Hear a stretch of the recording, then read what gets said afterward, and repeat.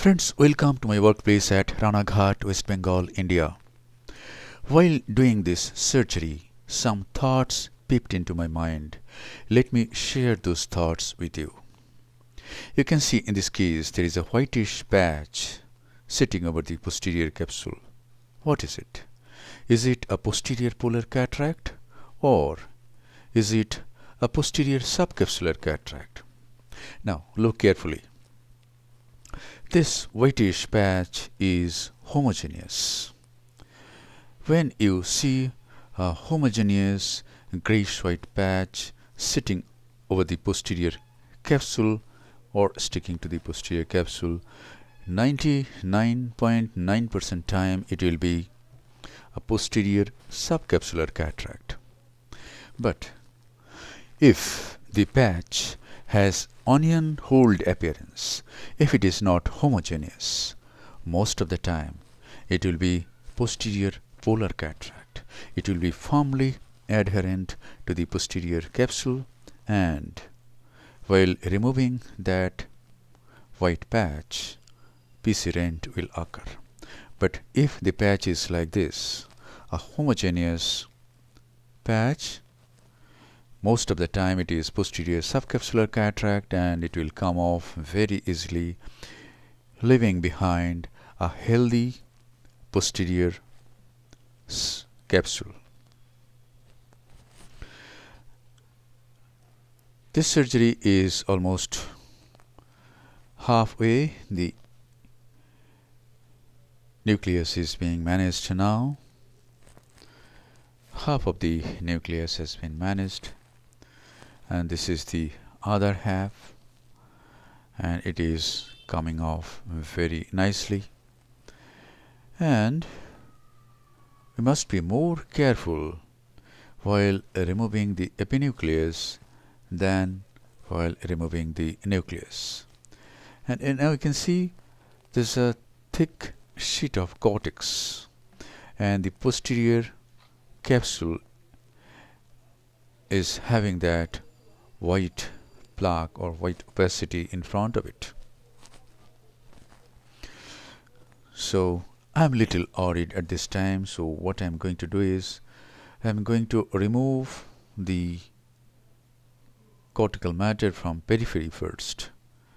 I will leave that, but at this time I can see that the white patch has come off and the posterior capsule is healthy.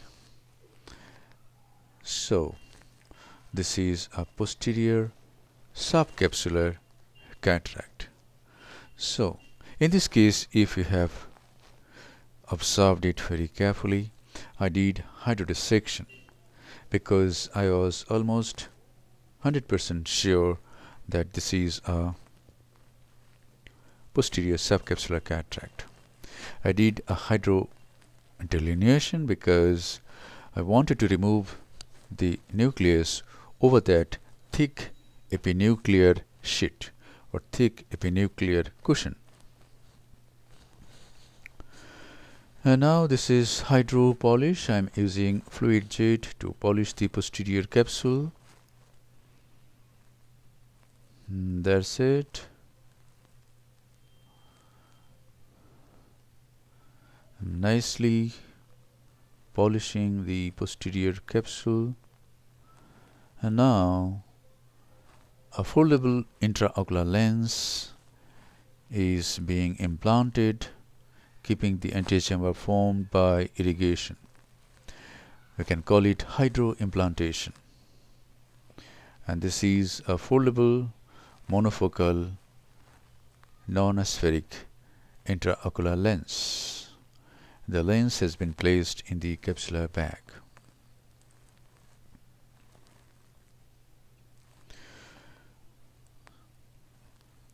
And now the case is almost done. Now here I saw a piece of epinucleus or nucleus. How to remove this? Simcoe cannula is the best instrument to remove this. We can just apply very little vacuum and we can escort it out of the anterior chamber.